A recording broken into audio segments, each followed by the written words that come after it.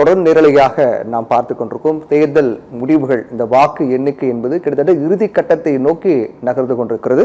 இந்நிலையில்தான் நம்முடன் தலைமை செய்தி ஆசிரியர் கண்ணன் இணைந்திருக்கார். அவருடன் தற்போதைய தேர்தல் முடிவுகள், அதை தொடர்ந்து அடுத்தடுத்த கட்டமாக நடக்கக்கூடிய நடைமுறைகள் என்ன தாக்கத்தை ஏற்படுத்தும், இந்த தேர்தல் வெற்றி தோல்விக்கான காரணங்கள் என்ன உள்ளிட்ட பல விதத்தை நாம் பகுப்பாய்வு செய்ய இருக்கிறோம். தொடர்ந்து நிகழ்ச்சிக்குள்ள போகலாம்.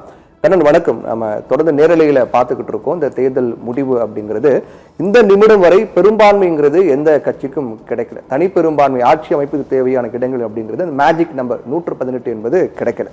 அப்படி இருக்கக்கூடிய சூழ்நிலையில் அடுத்து அவங்க என்ன பண்ண போறாங்க அப்படிங்கிற கேள்வி ஒருபுறம் இருந்தா அதை நாம பிறகு பேசுவோம். அதற்கு முன்னதாக திமுகவை பொறுத்தவரையிலும் தமிழ்நாட்டில் நம்ம தொடர்ந்து பார்த்துக்கிட்டு இருக்கோம். யாருமே திமுக இந்த அளவுக்கு ஒரு பின்னடைவு தோல்வி சந்திக்கும் அப்படிங்கிறத ஒரு மேம்போக்கா கூட கணிக்கல. நம்ம தொடர்ந்து நிறைய பார்த்துக்கிட்டு இருக்கோம். நேரலையில் நிகழ்வுகள்லாம் தொடர்ந்து நம்ம பார்த்துட்டு இருக்கும்போது கலை யதார்த்தங்கிறது திமுகவுக்கு ஆதரவாக தான் இருக்குங்கிற மாதிரியான கருத்து கணிப்புகளாக இருக்கட்டும், அதே போன்று பல்வேறு அரசியல் தலைவர்கள், அதே போன்று பத்திரிகையாளர்களாகட்டும் பொதுவாக சொல்லப்பட்டு வந்த ஒரு கூற்றாக இருந்தது. ஆனா அதிர்ச்சி அளிக்கக்கூடிய வகையிலான இந்த முடிவு திமுகவுக்கு ஏற்பட்டிருக்கு அப்படிங்கிறது எப்படி இதை எடுத்துக்கிறது? இது இந்த முடிவு சொல்லக்கூடிய அந்த பாடம் என்னவாக இருக்கு நம்ம பார்க்கலாம்.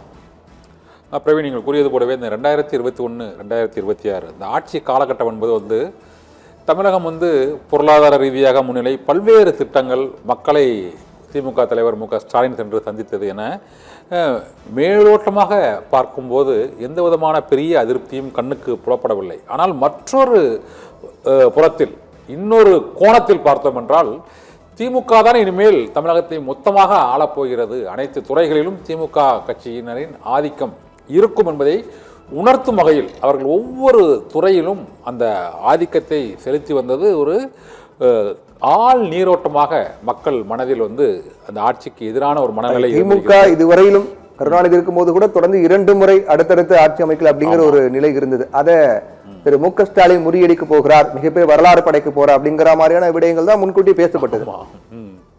ஆனால் அந்த வரலாறு படைப்பார்கள் என்றுதான் எதிர்பார்க்கப்பட்டது அனைவராலும்.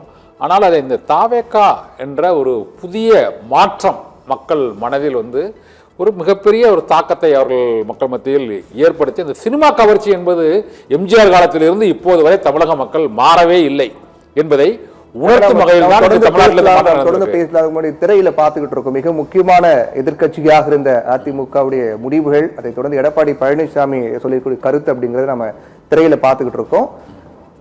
தமிழக மக்களை பொறுத்த வரைக்கும் தற்போதைய பின்னடைவுல இருந்து விரைவில் மீண்டு வருவோம் அப்படிங்கிற ஒரு நம்பிக்கையை எடப்பாடி பழனிசாமி தொண்டர்களுக்கு தெரிவித்திருக்காரு. ஒவ்வொரு தேர்தலின் போதும், தேர்தல் முடிவின் போதும் பிரதான கட்சியினுடைய தலைவர்கள் அந்த முடிவு தொடர்பாக அறிவிப்பாங்க, பேசுவாங்க. அந்த அடிப்படையில் பார்க்கும்போது உதயநிதி பேசுறதும் பார்த்தோம். மக்களுடைய தீர்ப்புக்கு நாங்கள் தலைவணங்குறோம் அப்படிங்கிற ஒரு ஸ்டேட்மெண்ட் அவர் கொடுத்திருக்காரு. அதே சமயத்துல எடப்பாடி பழனிசாமி ஸ்டேட்மெண்ட் என்னவாக இருக்க போகுது அப்படிங்கிறது பெரிய எதிர்பார்ப்பு ஏற்படுத்த நிலையில மக்கள் விரைவில் இந்த மக்களுடைய முடிவை நாங்கள் ஏற்றுக்கொள்கின்றோம், அதே சமயத்தில் விரைவில் நாங்கள் இதிலிருந்து மீண்டு வருவோம் அப்படின்னு சொல்லியிருக்காரு. அதிமுக மக்கள் பணியில் என்றென்றும் ஈடுபடும் என்றும் எடப்பாடி பழனிசாமி உறுதிபட தெரிவித்திருக்காரு.